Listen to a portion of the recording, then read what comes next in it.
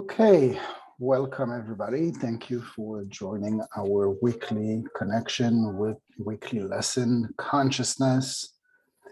Today we're going to discuss the portion from the Zohar called the Behar, and we're on page 359, volume 16. Okay. Let's get started with the synopsis. Okay. We learn how Adam mended the sins of Adam and Terah, and how he made God and the Shekhinah to rule over the whole world. The section tells of how Adam was reincarnated and how his transgressions were overturned. Through Abraham, Isaac, and Jacob, Adam obtained a change of name, a change of place, and a change of action. ובגין דה חובה דאדם עבר על ויצב השם אלוקים, וכמוה אין צו אלא עין זין עבר עלה ארכיב לה בטיפת תרח, דבר רתח לקודשה בריחו.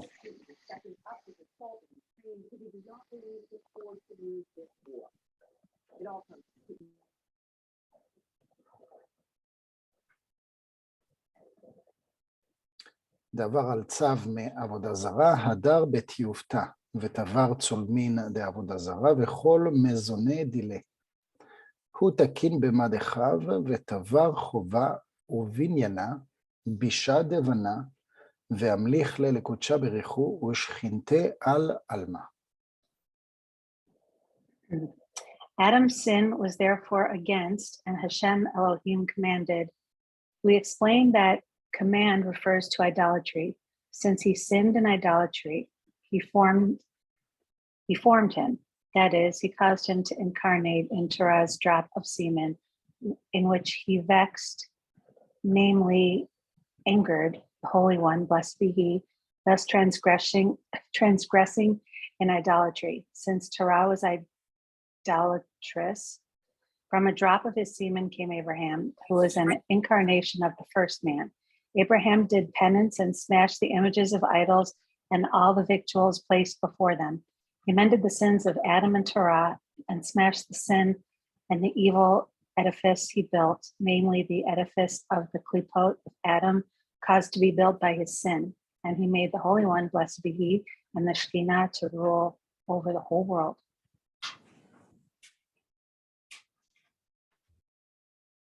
ומאי בקין דקדיש שמי יוטף ברבים ועל בנורה לאי תוקדק גרמה.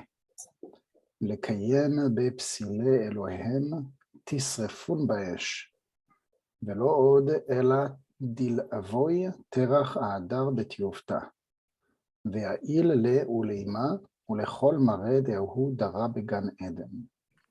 ואחי התלבן בנורה כחשפה, דהי מוניתה דמלכה, ושיקר לה בעופרת העיל לה בנורה, ונפק העופרת לבר ישמעאל, וגינדה נפק, מצחק בעבודה זרה, ואיש תיאר אדם מלובן והאי. יהוא שינוי השם דכל התגלגל אדם. באלה נאבד לשינוי השם, שינוי מקום ושינוי מעשה.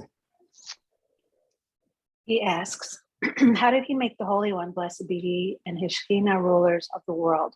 And he answers, by sanctifying his name in public and by going into the fire to be burned, so that the words would be fulfilled in Adam. Let's say, the carvings of their Elohim shall you burn with fire. This means, since Adam worshipped idols, he was considered as the carvings of their Elohim. Furthermore, he caused his father Terah to repent and brought him his mother and all the rulers of that age to the Garden of Eden. He was thus purified like silver by fire, like the king's silver coin that was forged with a mixture of lead.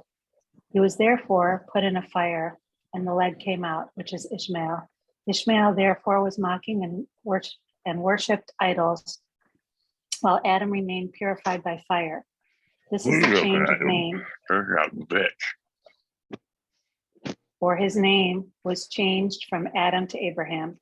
For when Adam was incarnated, He had to undergo a change of name, change of place, and change of deed as follows.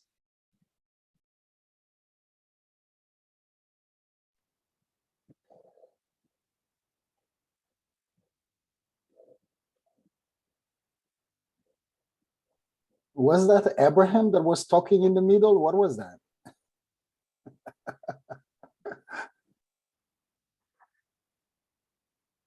Okay, so it's a very interesting portion that I recommend you to read at your own leisure, own time. There is a lot of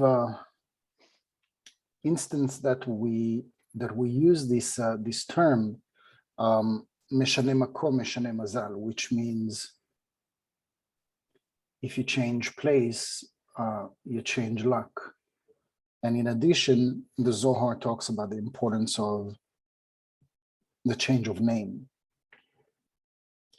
And so I think it encompasses certain things that we have discussed in the last a few sessions, that if we want to experience some positive change, we don't want to just experience change. Sometimes people just are tired of what they are experiencing and they're miserable and they're begging for change.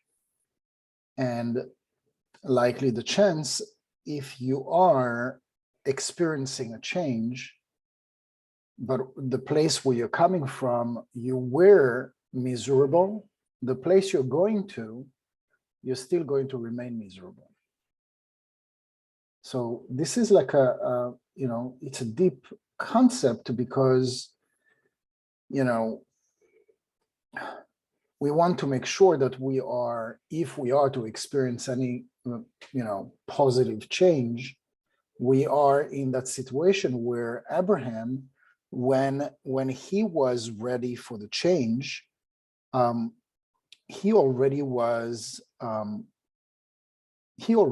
purified, right? So he already cleansed himself of what represents idol worship, and he helped the people around him, his father and whatnot, to correct his son Ishmael, to correct, or if they were not able to correct, he detached himself from them.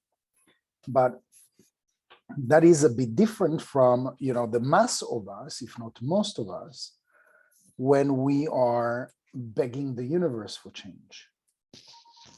Usually when we are asking, praying, begging for change, it is from a place of pain, from a place of lack, from a place of not having or not having enough, or whatever we have, we're not content or happy with. And so we're asking the universe for betterment. We're asking for a change of position, of job, of relationship, or of, you know, circumstances, or wherever we are that, you know, that makes us that we're not happy. It is a very deep, but at the same time, very simple concept. Meshane makom, meshane mazal really can, again, the translation is changing place, changing luck, can really be sort of like activated in its features, positive features, only when we can make sure that we are satisfied with who I am and what I've become. And even if we are in an environment that is, you know, unfortunately toxic, and, you know, and surrounded by toxic people, or mediocre, it doesn't have to be like, you know, just like evil. It can also be mediocre. It can be somebody that is very happy with where you are and is holding you back or holding you off, very satisfied with you being in this sort of a box. And you could also sort of like, you know, be content and comfortable with that position and not even realize there is so much more that's waiting for you until you taste something new and you realize, oh my gosh, like how was I stuck all these years in this position or in this relationship with what I have now? Like it's like feels like such a missed opportunity, right? And so this is why one of the things that we always need to, to question ourselves is, am I limiting myself? Am I slowing myself down? Or is this situation, is this relationship, is this job, is this dynamic, like not allowing, not enabling me to, to reach my true potential? I mean, I'm not talking about the ultimate potential that you're gonna go back to your angelic, form and soul purified, etc. This is like, later on in the stages. But in this lifetime, whatever we came to accomplish, wherever I am today, am I doing everything that I'm supposed to do? And I've seen people making the decision to call it quit, to turn the page, and it was too premature. It was too premature because they were not in a place where they were healed from whatever trauma. There are exceptions, right? Like if there is domestic violence and things like that, there is no place to stick around. There are exceptions. But if there are situations like Abraham was in a place where he was surrounded, he was born actually, and he grew up in a house of idolatry. His father had a shop of idols. And then when his father went for a trip, like he went on, grabbed all the idols and threw them on the ground and broke them all. And eventually he, according to what the Zohar just told us, he helped his father to find his way, and basically not do idol worship anymore, and to experience God, I guess. It was always, if you ask, it was always, the time, for Abraham to leave, like it was his destiny to leave. Do you need something? Okay. It was always his destiny to leave, but he waited the right time. He could have left before. Why did he have to stick around and deal with all the things that are against his nature? And he knew that it was against his nature, against who he was in his spiritual DNA. But he chose to stay in spite of, imagine being in a place that is to your core the opposite of what you are, of what you represent, what you believe in. And when he left, he was complete. And so he moved from Haran and he moved into Canaan. So that was the Meshane Makom, Meshane Mazah. Later on, he changed also his name, or God helped him to change his name. And so everything changed, like energetically, spiritually. Miracles happened where Sarai, who became Sarah, was not able to have children. She was able to have children at a very late age. And so the Meshane Makom, Meshane Mazal is a spiritual, energetical concept. But what if we what if we activate that when it's not the right time, when it's premature? I don't know about too late. Let's leave about too late, on the side. But if we are to leave too early, and I've seen it and I'm seeing it today with people that have jumped the boat too early, they're not fulfilled, they're not happy, they're not successful. Why? Because they still live in the past. And so time controls you when you want to do things too fast. So if you are in a place that you have, let's call it the luxury, you have the luxury to stay, to stick around and go through your healing,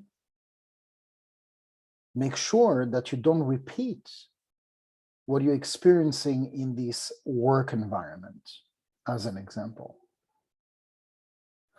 Because if you don't heal whatever is triggering you, the same thing would happen, I guarantee, is going to happen in the next phase. Now, there is the Meshane Makom, Meshane Mazal, Meshane Shem, so the changing the name, the changing the place, which is awakening, miracles and positive transformation. But that also involves actions. So Adam, who is represented, is mentioned here several times in those 2-3 verses that we read. So he did what he did, and he accumulated all this negative energy that needed to be purged. He needed to die and then reincarnate in a spark of Abraham and Terach, etc.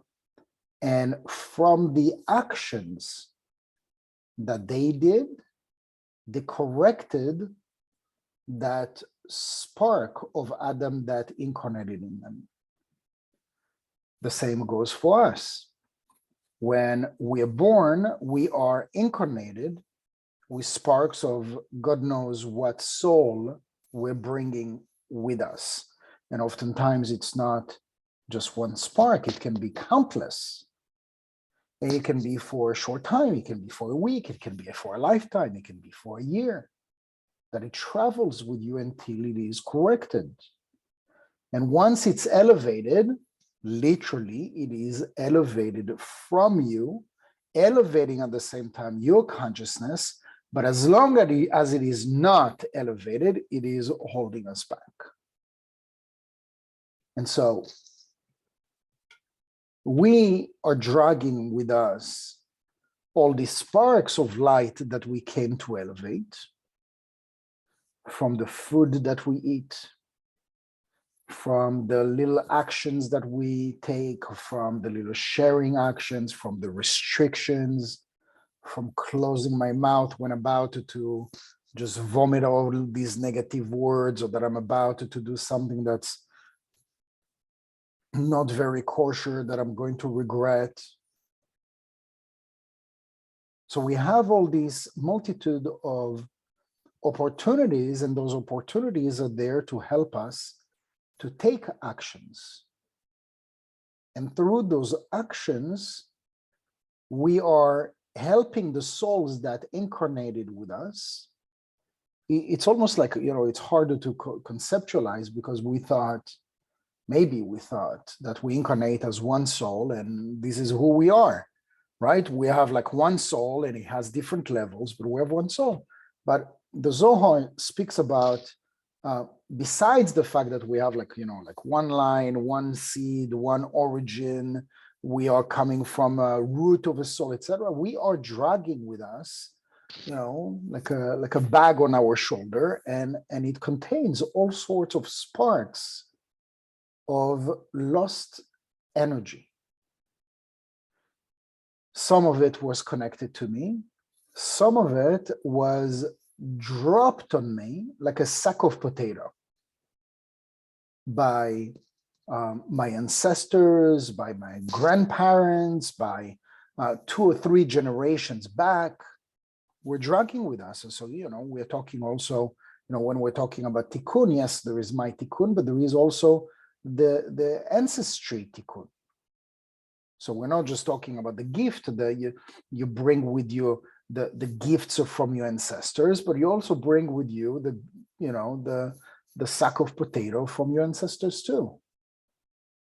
And those are the sparks that we come to elevate, because my soul, at some point said to the creator, yeah, I can take all this luggage with me and no problem. I'll elevate this, I'll elevate that, and then elevate all these like 1,000 of different things. We forgot, or maybe we overestimated. Rarely, I'm just like exaggerating. We overestimated in the upper world that it's going to be so hard, because when we're born, we forget. We forget, like literally, there is no physical memory that can sync with a spiritual memory. That can be achieved when we meditate, when we pray, when we sleep, where we can tap into this storage of memory, like the cloud, right? So there is a cloud, like with Apple and with Google, you have to pay every month to have this storage online. The same, there is a storage in the upper world with all the things all the information that is needed for all the complexities, all the relationships, the marriage, the divorce, the children, the bosses, the different physical, financial, health opportunities and obstacles. Everything is in that cloud. To access this cloud, we have to connect. Makes sense in a computer language. It should also make sense in a spiritual language. It's the same words. You want to access this cloud, you have to connect. There are various ways that we can connect. Kabbalah teaches some of them, and I'm sure that there are a multitude of ways that you can connect. You just have to find what resonates with your being, with your soul, with who you are, with your spiritual identity.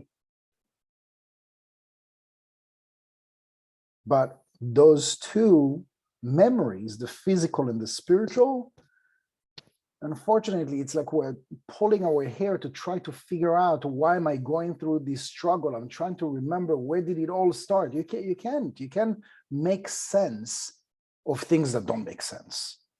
And usually when it doesn't make sense, it has to deal with past lives. When something happens in your life and it doesn't make sense, it's not rational. How can a person behave in this way? What did I do to deserve something like that? I've only done good things to this person. Why? Like the big why. And when it doesn't make sense, usually it's a past life.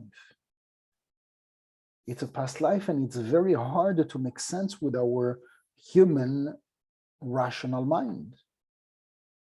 But we can connect to truth, to the spiritual truth, by connecting into the spiritual cloud of ours. We're not talking necessarily about the massive cloud of all humanity, just your own cloud. Your own cloud has all the information.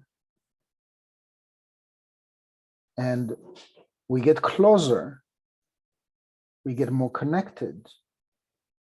We're changing our luck, advancing at least towards it, when we keep taking actions towards what it is that we want to accomplish. Freedom, health, happiness, relief. Whatever it is that you want to accomplish, it's almost as if the address exists. All I have to do is to type it into the GPS and start driving. Unfortunately, when there is a challenge, we know that there is a challenge. There is like 1,000 miles to drive. But we're not ready to get on the road. We just want to be at the destination. Take me to destination now. Oh, see, I've prayed. God didn't take me to destination. God doesn't exist. Or we start to doubt ourselves. We start to doubt the process. We start losing faith. But with simple reasoning, as we just gave a sample of, Because we do understand, you do understand the example that I just gave. The address, the destiny, the destination is already there. You're not destined to be miserable. You're not. Why? How do we know that? Because the soul is pure happiness. And we get a glimpse here and there. Unfortunately, like, sparks of moments. We're not programmed to be miserable. The only address that might have several branches that lead to the same destination is fulfillment, connection, happiness. So you might be struggling with a situation. What actions are you taking today to make you closer to that destiny? It's possible that this action is related to the obstacle, and it might just be something that is totally unrelated. That's going to maybe confuse you for a moment, distract you from a moment from the mess or the chaos that's going on right now. But sometimes that's all that the mind, the physical mind, needs, especially when it is obsessing about something. It needs to be distracted. I see it with my kids. They throw a tantrum. My goal is to distract them. As soon as I successfully distracted them, it's like nothing happened. It's like nothing happened. They go back to being joyous and happy and naive and like the light is.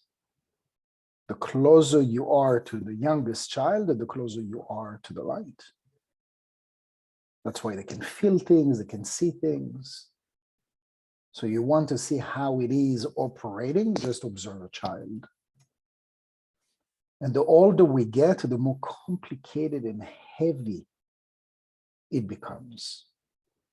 We just need to go back to being childish in a lot of ways. So there are certain things that we shouldn't make fun of. This is not the meaning of becoming childish, because there are certain topics that are serious. But you don't have to fall into the depth of the seriousness where the other party, the other person is, because otherwise you're not helping. So if you are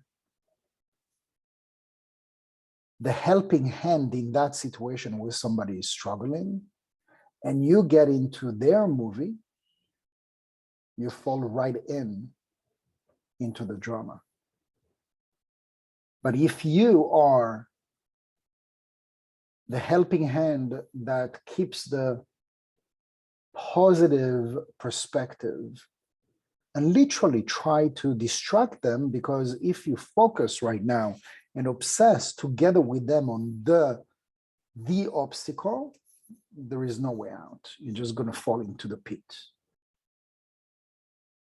Best way to help somebody who right now is into a dramatic chaos, tantrum, full of pain, and it's valid things, by the way, valid. Those are things that are being said, that are being done, that people do. And when human beings are going to the lowest of their version, they can do or they can say things that are horrible, that would hurt anybody's feelings. You just need to make sure that you're there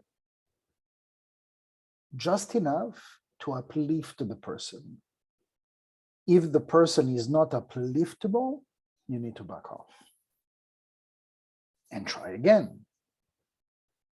But you need to try, especially if the person comes to you and, asking you to help out. You just need to make sure that the little action that you do injects light. If in that little action you are going deeper with them, it's not going to help anything and anybody. So we want to be like Abraham. Abraham could have fallen into his father's practices, into idol worship.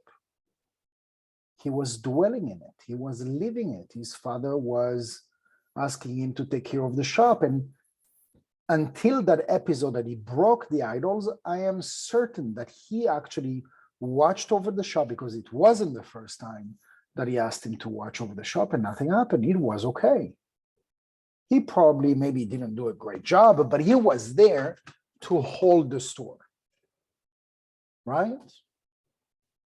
And so you are, and again, it is a metaphor representing something that is, higher in meaning. If you are surrounded with negativity or negative people, not necessarily negative people, but people that are going easily into dramas, it's very hard not to accompany them in the dramas. But how can you remain a helping hand if you're not in that uplifted place, raising your consciousness with the actions and with the prayer and with the connections and preserving that? Don't want to be selfish. I want to be a helping hand, but going down with another person is not going to be helping. And the Zohar here tells us that he helped his father to transform. And he let go of his son that was in idol worship. Just chose a separate route. And sometimes we do need to choose separate routes when you're not aligned. Now, don't take it to extreme and quit your job, quit your marriage because you take what I said in the wrong way and you say, you go to your spouse and say, we're not aligned. My teacher, Yehuda Guez, said, walk away. That's not what I'm saying at all.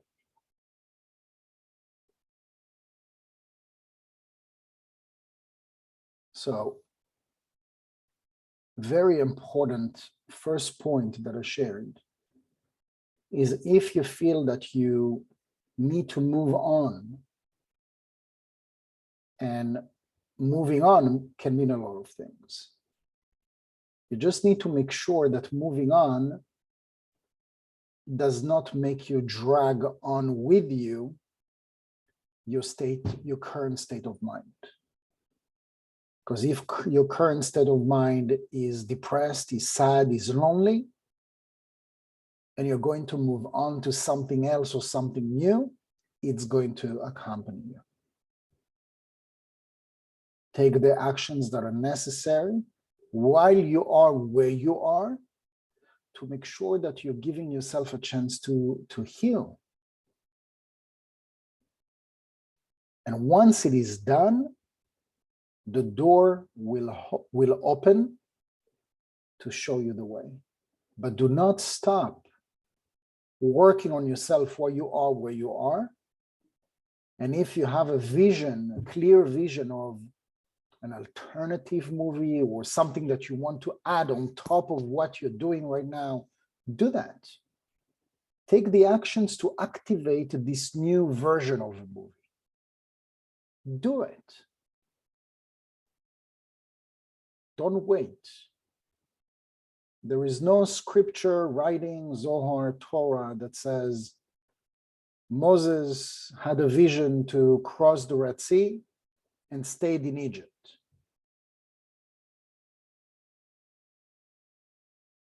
It was every time that they went to the next level, it was followed with actions. It was followed with some level of discomfort. Because change is not easy. Transformation is not easy. Achieving miracles is not easy. But when we know it's the right thing to do, it doesn't scare us. Work doesn't scare us, and effort doesn't scare us, because we have a clear vision where we're going. Confusion, lack, feeling lost is when we don't have a clear vision where we're going. If you don't have a clear vision where you should go, start taking action towards inviting this into your life. Meditate, write, sing, talk, communicate. What are the options? What is the potential? What are the opportunities? Don't wait for it to come, because like this, it's not going to come. It's only going to be attracted to you as you elevate. When we don't make any action, it's going to stay low. I guess that's where the expression comes from. Let's lay low. Laying low means let's do nothing. Let's hide. And when things are going south, or when things are not going our way, and we are victim, and we are passive, and we are blaming, usually we have so much extra time to spend into those emotions, because we're not doing anything to get out of them. So usually the biggest complainers and the biggest victims are the ones that do nothing. That's great. When you complain, when you are victim, when you are blaming, when you're pointing fingers, it's actually a great gift. You know what's not going right. So if you see what's not going right, you know what needs to change. At least you're one step closer. There are people that are in complete denial. Complete denial. They don't think anything is wrong. They don't think anything is right. They're just on a neutral, and they just float in their existence. They have the same habit every single day. They have like their big challenges with the weather, or with a cow that's crossing their property, or with a postman, or paying the bills. These would be the challenges. When you're waking up to your spiritual awakening,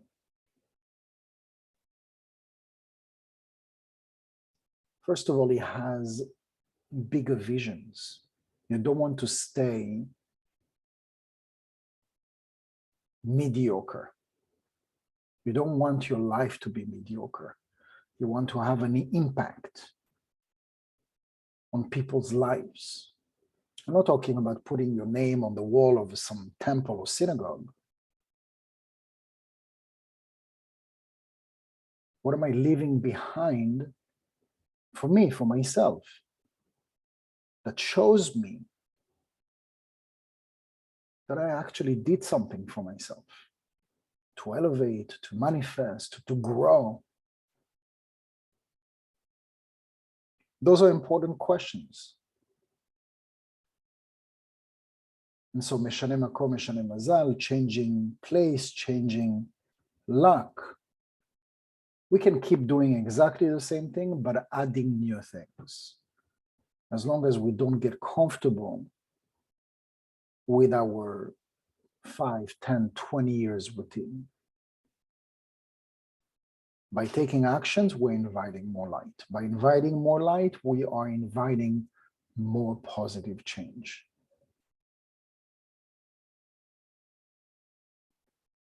Yeah, that's the thought for the day.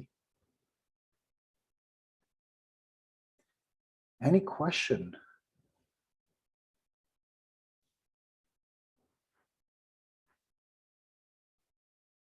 Everybody's in deep thoughts. That's good. It's great. Thank you very much for joining.